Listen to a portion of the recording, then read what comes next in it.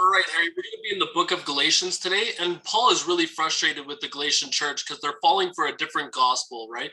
They're mixing the Old Testament with the New Testament, minimizing Jesus, really. So let's just go ahead and read it. We're going to be in chapter 1, verse 6. It says, I am astonished that you are so quickly deserting the one who called you to live in the grace of Christ and are turning to a different gospel.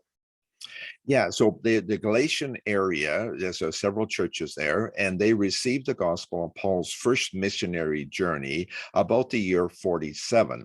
And then on his second missionary journey, he started there and then went on further, and that was about the year 50.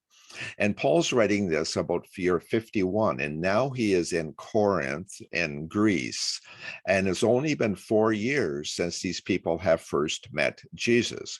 So, what is this new gospel? And it is, like you say, a blended gospel of Old and New Testament. So, some people in each church, that's how Paul starts every church. He goes to the Jewish people, and they are converted from Judaism. So, every church has a core of people that are familiar with the God journey, but only the Old Testament to start with.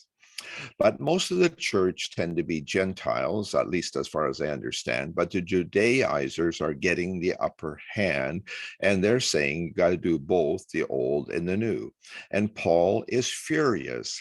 Paul, too, was raised in Judaism. He had a PhD in that. He was all schooled on that. He has no shortage of that. But he realizes that Jesus is the answer to the Judaism people, and that he is the new gospel.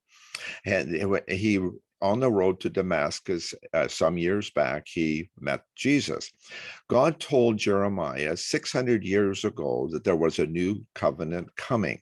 The birth, life, and ministry of John the Baptist and Jesus was a nearly 40-year project for the Father and Jesus to accomplish from beginning to end. The creation in the Garden of Eden only took them 1 week. Now we are teaching that the life and sacrifice of Jesus is insufficient. Paul is angry. Verse 7, please. It says, which really is no gospel at all. Evidently, some people are throwing you into confusion and are trying to pervert the gospel of Christ. Yeah, perverting the gospel of Christ.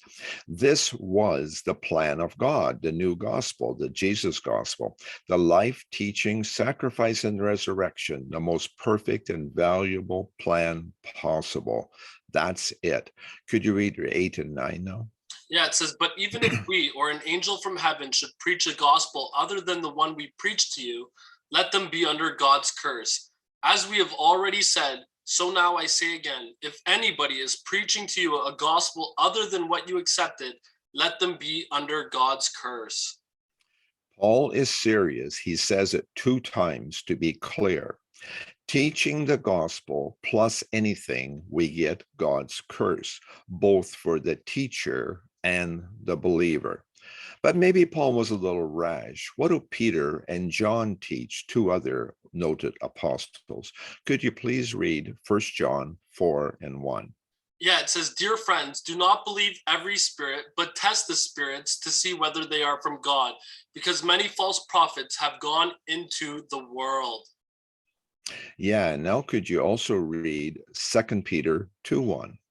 But there were also false prophets among the people, just as there will be false teachers among you. They will secretly introduce destructive heresies, even denying the sovereign Lord who brought them, bringing swift destruction on themselves. Yeah, so both John and Peter are clear that they want just the Jesus gospel. So what is Jesus' opinion on this? Yeah, Jesus says to be obedient to him and his teachings, right? We read that in the Great Commission in Matthew 28:18. He says, go teach these converts to be obedient to all my teachings, and I will be with you till the end of the days. And we see that's the will of the Father. The Father says, here is my son, listen to him. So we see that unity of God working together for the purpose. And we see the apostles, they're pointing to Jesus's teachings as well, as Paul was in That's the it. letter of Galatians. Yeah. Yeah, they're completely sold out. Jesus teaching. Jesus, Paul, Peter, and John all teach the Jesus gospel. What gospel do we believe and teach today? Yeah, and that's the main thing. That's one thing that we should ask ourselves, right? Are we doing a little bit of the Old Testament? Are we really just focusing on Jesus's teachings?